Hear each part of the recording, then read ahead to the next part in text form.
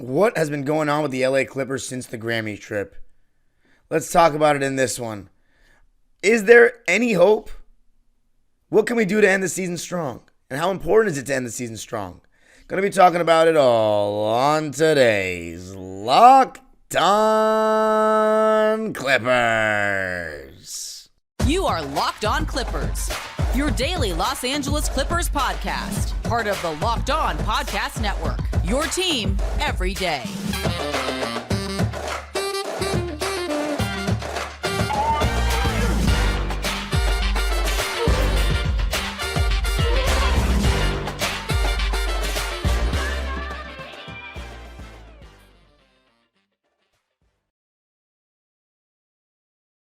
Yes, sir. You were locking in with the Clips. Thank you for making Locked On Clippers the first listen of your day, your team every day. I'm your host, Darian Vaziri, born and raised in LA and in my 19th season as a Clipper fan. You can also follow me on Twitter and Instagram at DimeDropperPod and subscribe to my own YouTube channel, Dime Dropper, where I posted a video of my experience at the last game. It was a catastrophe, but go check it out.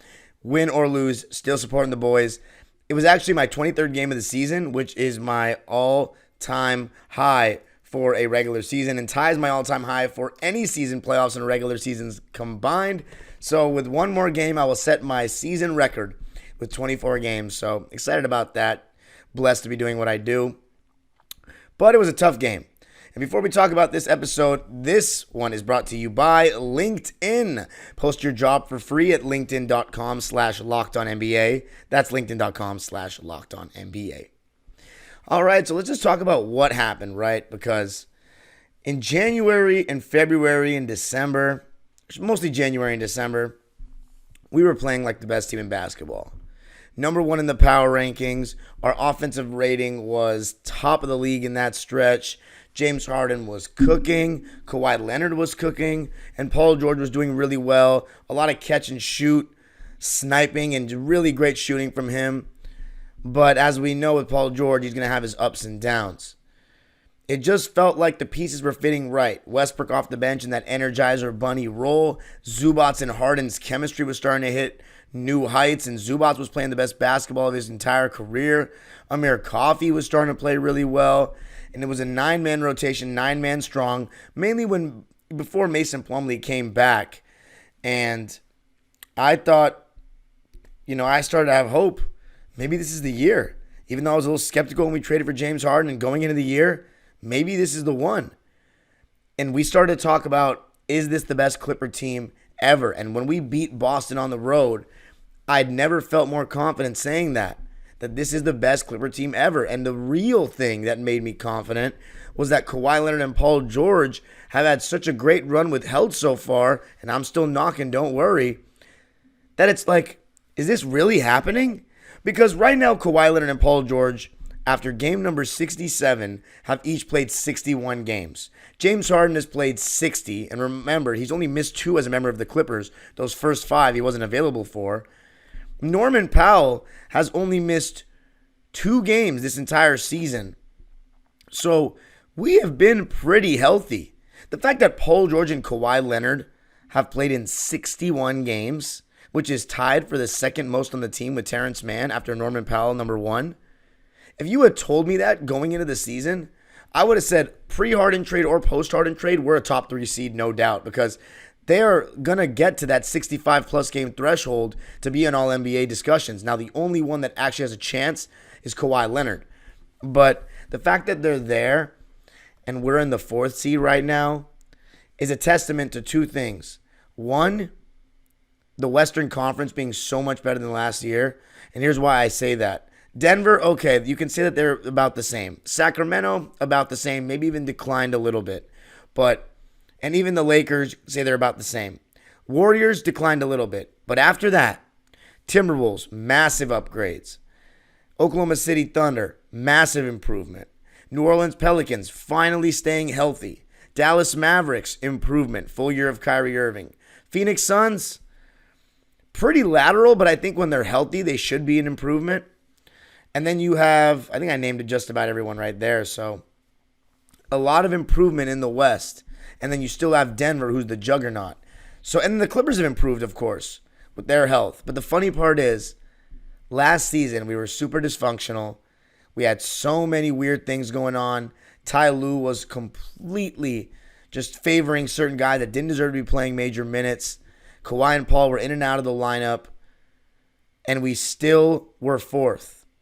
This season, we had the best stretch in Clipper history, arguably, playing an amazing basketball. 3 stars for the first time ever in franchise history. And we were 37-18. 37-18. Actually, I might be wrong on that. 34-15, sorry. We were 34-15, and since then, we've gone 8-10. 34-15. I was starting to compare us to some of the best Clipper teams in history, and right now the only thing that can make this team the best Clipper team in history is if they get to the conference finals, because that they're not going to hit 57 wins like the 2014 team.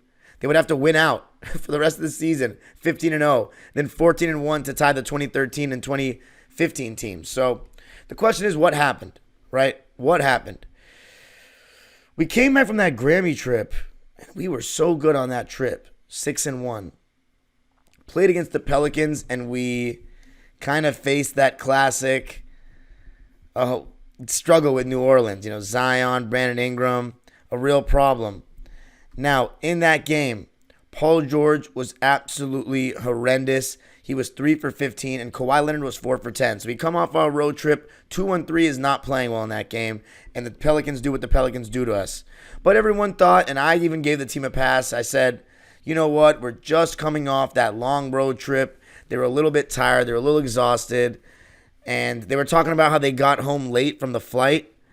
So from Atlanta, because there was some kind of delay. I remember that. So I gave them a little pass for that. They beat Detroit the next game in what's not an extremely convincing performance, but they got the job done. And then there was the loss to Minnesota. And that loss really opened my eyes. We lost 121-100 on February 12th. That's when I felt for the first time in the season that we were helpless, that there was a team that was maybe better than us or that had our number. And that was with Minnesota just locking us up like that and us not having the size and athleticism to compete with them. And with Denver, I felt like we just didn't have the skill. Not that we didn't have the athleticism or size, but with the Timberwolves, I felt for the first time like our weakness of being old and slow really shows itself against them. And Anthony Edwards even said we're old and slow. He was taking shots at us. So that tells you a lot when other players feel that kind of confidence that they can run us off the floor. And again, going to the topic of 2-1-3 not playing well.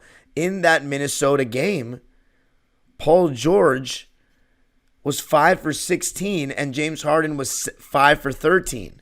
Kawhi Leonard, 8 for 17. He had 18 points. We had no big three guy to even hit 20. You'll see where I'm going with this.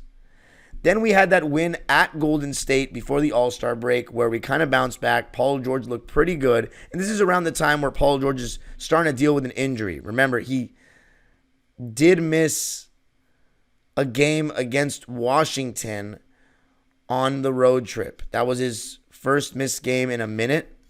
So we were starting to see that. And people were saying he doesn't look 100% because of games like the one against Minnesota and against New Orleans. But he did have a good game in the fourth quarter, especially against Golden State. So coming off, everybody was saying Clippers look a little tired recently after the All-Star break. We need the break. Give us a little rest. Well, we have 8 days off. And we come back and are playing the Oklahoma City Thunder in Oklahoma City for the tiebreaker. And we get run off the floor. And it was the second game where I said, we look old. We look slow. They're running us off the court. SGA looked like the best player on the floor. Kawhi Leonard actually had a decent game in that one, but it was, again, a game where Kawhi only had 20 points because he only shot 12 times. Paul George, 6 for 16. So Paul George with another rough game, and Kawhi Leonard not shooting enough, not scoring enough for what we need against a great team. Then we played Memphis on the road the next night. That was a game where, and remember, all these episodes after these games are on this channel, but that Memphis game was one of our worst performances of the season, and we were so lucky that Memphis was so banged up. I mean, I was ashamed watching that game. It was just a joke. We should have lost it, and that's when I was really starting to get a little worried. Paul George, 5 for 12 in the game, 14 points. Kawhi had a pretty good one that one. James Harden was 1 for 8. So again, Paul George, 2 of the 3 are not playing very well in the same game frequently since we came back from that Grammy trip in these losses or these bad performances. Then was that Sunday game in Sacramento I went to, and again, they ran us off the floor, and Sabonis really dominated. I mean, they had 14 offensive rebounds in the game. They just looked faster than us. We couldn't stop Fox, who had 33 points. Kawhi was 7 for 18. James Harden was 4 for 13, and Paul George missed the game with the injury. So again, neither of them playing well enough, and we look slow and tired. Then we played the Lakers, and we collapsed. That had nothing to do with slow and tired to me. We just blew it. That was a horrible loss. At that point, we had lost 3 out of the last 4 games since coming off of the All-Star break. Then we looked like we made things right when we beat Washington by 25 and then finally beat Minnesota. And again, it's like we take 2 steps forward to take 3 steps back, maybe 4 steps back. Loss at Milwaukee without Giannis and Chris Middleton, with the game in our hands, collapsing in the fourth quarter. And funny because Paul George actually played pretty well in that one, and so did Harden. It was Kawhi who was 6 for 19, and it wasn't enough. But we allowed 40 points in the fourth. That was a bad loss. Again, if you've noticed, Kawhi Leonard is also involved in this. He is not above blame. He has not been playing as well. And when I did that episode I want to say it was a week ago, I showed you that Kawhi, in the last 20 or so games, was only averaging 22 points. He needs to average close to 30 at this point.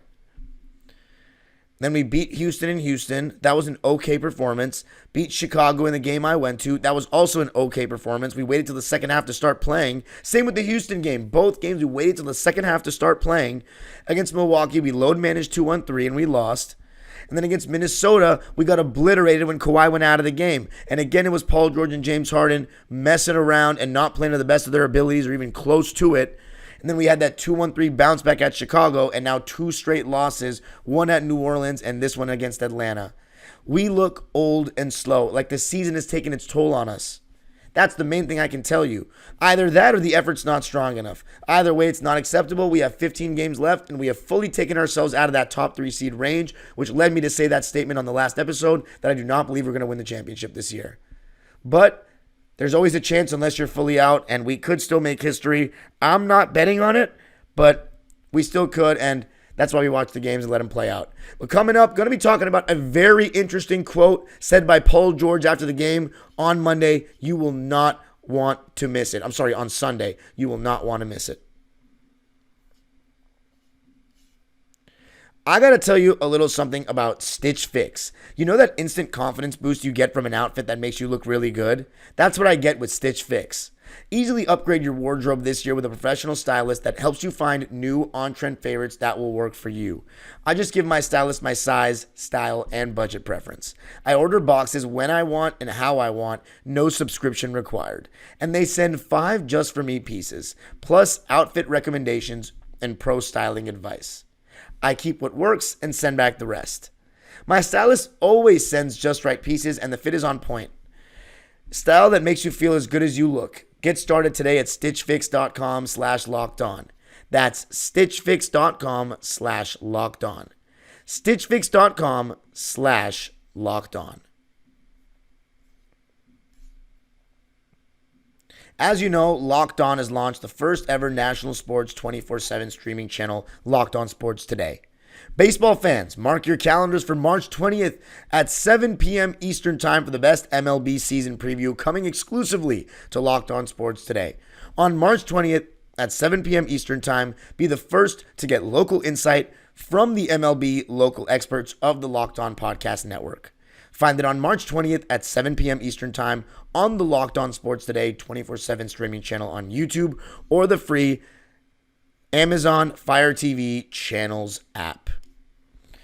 All right, so I'm going to read you a quote from Paul George that he said after the game against the Hawks. The question was asked by Tomer Zarli, our Clipper beat writer for Clutch Points. He said, do you feel like this team feels like it can kind of just turn it on whenever it needs to right now? And Paul said, I mean, that's what we're appearing to look like, which is not good. Not good. We want to be a team that's consistent, and we want to establish an identity. I've always spoken about having an identity, and I think it's extremely important. When you're a team that has an identity, teams know what they're going up against. Right now, I don't think we have an identity. It's game 67. We don't have an identity? That's the stuff you say within the first 30 games. That's insane. How is that supposed to make us feel confident as fans? No identity. No, you do have an identity. You're slow and old. And you don't get to the rim enough. That's the identity. Teams will kill us in transition. That's what the identity is right now. The identity is a bunch of players that feel like, oh, let's get the playoffs started already. That's what it looks like to me. And that's not going to be good enough. This is a marathon, a war of attrition, a battle of endurance at the same time. And you know what? Maybe we miscalculated going with our three best players being 33 plus years old. Maybe we miscalculated.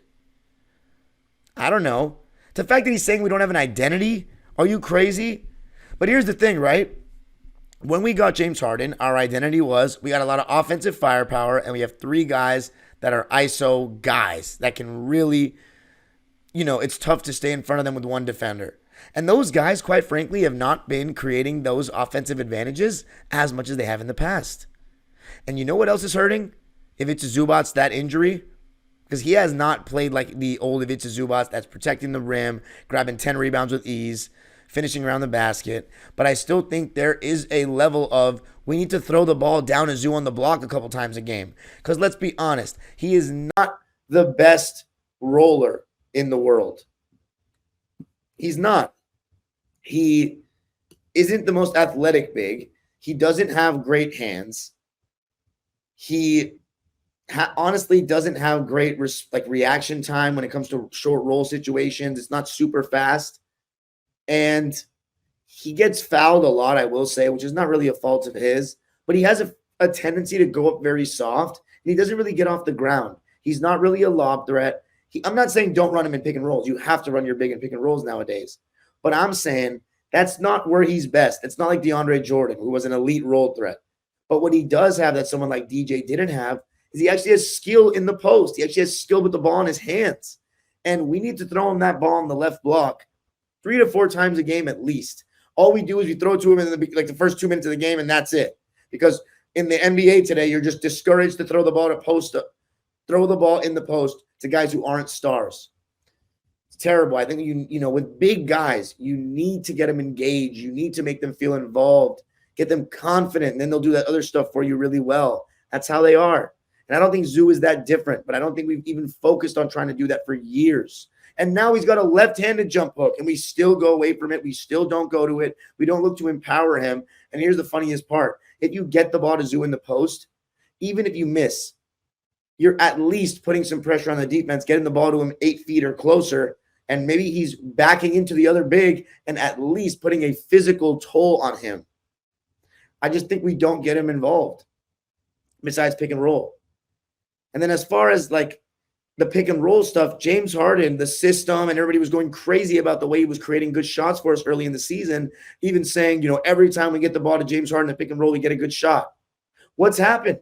He's not turning the corner the same way, one. And when we play the good teams and they have a good drop big, what they do is they play the pick and roll 2-on-2, which exposes the fact when they drop, it exposes the fact that James Harden's not comfortable in the in-between game anymore and doesn't have the burst to get all the way to the rim like he used to. So when he's not taking that mid-range step back, he's got to hit the floater or else we're screwed. That's when you find him just dribbling it out. And the pace of everything he's done is slowed down, by the way. Everything. Bringing it up the court, getting into our actions. Oftentimes he's rejecting the first screen, wants another, and we're 13 seconds in. A lot of those possessions where, I'm not saying a lot of those, but it's been frequent throughout the second half of the season, more so than the first half, where he's not getting anything and he'll throw it to someone at the end of the shot clock. And I think that's one of the more selfish things you can do. You're saving your percentage and you've wasted the clock, and then you're throwing it to a teammate hoping that, the defense sagged just a little bit, I can throw it to them. I just don't think that's good basketball. It's one of the things I've always despised about him and about his game and a lot of other players of that ilk. Then there's Paul George, who I think everything that we've seen this season has exposed one thing majorly. If we don't get a top 3 seed, we were never going to get it before Harden. And that shows me that Paul George is too inconsistent because Kawhi Leonard, I think he's been consistent enough to get a top 3 seed as their best player this year. I really do. But the fact that we have 3 star caliber players and Paul George had not created any separation between him and Harden, and the fact that his defense fell off when he was in a slump. If there's anything I've learned, if we don't get a top 3 seed, it's that Paul George's inconsistencies held us back from getting a top 3 seed more than anything. God honest truth. But coming up, is there still hope? Is there still hope for the Clipper team? I've been very negative right now the last 48 hours. Is there still hope? Going to be talking about that coming up. I got to tell you a little something about LinkedIn Jobs. When you're hiring for your small business, you want to find quality professionals that are right for the role. That's why you have to check out LinkedIn Jobs. LinkedIn Jobs has the tools to help find the right professionals for your team faster and for free. I have not hired on LinkedIn Jobs, but I've actually been hired on LinkedIn Jobs. So I already know it's the best place to find those qualified candidates that you're looking for to help your business in this calendar year. And LinkedIn isn't just another job board. LinkedIn has a vast network of more than 1 billion professionals, which makes it the best place to hire. It gives you access to professionals you can't find anywhere else. LinkedIn does all that while making the process easy and intuitive. Hiring is easy when you have that many quality candidates. So easy, in fact, that 86% of small businesses get a qualified candidate within 24 hours. Just post your job for free at linkedin.com/LockedOnNBA. That's linkedin.com/LockedOnNBA. Post your job for free. Terms and conditions apply. All right, Clipper Nation. So I woke up this morning on Monday feeling no differently than I did in that angry episode on Sunday, to be honest. I have no faith in this team to win it all. I have some faith that we can go to the second round, maybe even the conference finals if it all works out well. And you know what? If we do get to the second round, I'm obviously going to have belief we can win it all. That's just the fan in me. But I'm telling you right now, with no emotions, second round, conference finals is our ceiling to me this year. I just think we're too banged up or too old. I think even if we somehow make it out of the first and second round with some grueling series, I don't know if we'll be able to beat a Denver or Minnesota or an OKC there. Now, let's say we play like the Lakers or something. If they even – God, I'm giving them way too much credit. If they get to the conference finals again from the play-in, geez. But they're older, on the older side, so that would be ideal. That would be crazy. LA conference finals in the last year at Staples Center to choose who goes to the finals. I don't think that's going to happen. But is there still hope? Yes, because in a hypothetical world, all right, look, we got an easier schedule now for the rest of the month and in April. Our next 2 games are at Portland, and they're tanking. Let's go get those wins. All of a sudden, it doesn't matter who it's against. 2 wins, you start getting some feel back, some momentum back. We got a banged up Philly next Sunday at home. Now we start getting a little streak going. And hopefully in those games, you have Kawhi Leonard get back to his best. And that means, like, for me with Kawhi, I need to see him put up some 30 balls. Like, you know what? I'm going to go through it right now. Let's see how many 30-point games Kawhi Leonard has had this season. Because the guy, to me, when healthy, is still one of the best scorers in the NBA. But I don't know how many 30-point games this guy has had this year. Let's see. He had a 38-point game in the loss to the Lakers right before we got Harden. He had a 31-point game in the loss against the Nuggets against Reggie Jackson and DJ. He had a 34-point game against Sacramento at Sacramento, which I said at the time, that was November 29th. I said that was the best game of his season thus far. He had a 41-point game at Utah, which I said was his newest best game of the season thus far. 34-point game against Portland. I was at that game. We had a vlog on my channel about it. That was good. Then a back-to-back. The next night, he had 31 as well. This is when he was just red hot. Against New York, 36. I was at that game as well. At Dallas, when he had 30. So he had 8 30-point games at this point before the new year. 9 with the win at Phoenix. That was a good one. 10 at Cleveland, in which we lost. 11 at Washington on that trip. 12 at Detroit on that trip in which we won. 13 at Atlanta with the W. And then 14 in the win against Minnesota. So the last couple of times he's dropped 30, we've gotten wins. So we need that again, honestly. But that's not that much to me for how many games he's played. He doesn't even have 20, 30-point games. And I know we have Harden and Paul George, but we need a little bit more. His shot appetite needs to go up. And you know what? If they start doubling, we got to do a better job converting on those doubles. And a lot of that starts with James Harden letting it fly. But is there something I want to talk about in the next episode before the game on Wednesday is like, did we go too hard with these 9 guys all season and, have too many guys that just can't contribute at all for what we want? Because maybe it's like we put too much of an onus on these guys. James Harden I kept saying that we're going to burn him out. I said it weeks ago, and it happened. Hopefully he finds some second wind here at the end of the season, and these easier games help us get back into form because we need all 3 of them to be great. And we would really help if we could get Westbrook back. And Norman Powell, his injury didn't sound that good. So we'll talk about that more on the Wednesday episode as well before the game. But yes, there is still hope because there's 15 games left. If we go into the playoffs with good momentum, even if we're the 4th seed, depending on the bracket, we still can make a run at this.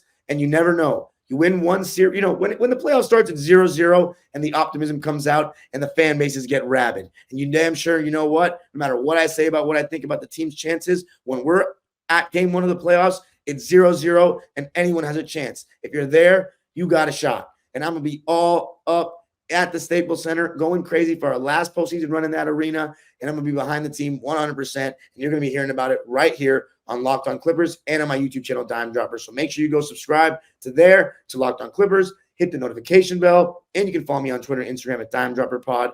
So let me know, is there still hope? Because I saw a lot of people agreeing with me in the last episode that, man, this is cooked. Let me know if there's still hope. The age-old proverb continues. Go Clippers. Back with another episode on Wednesday.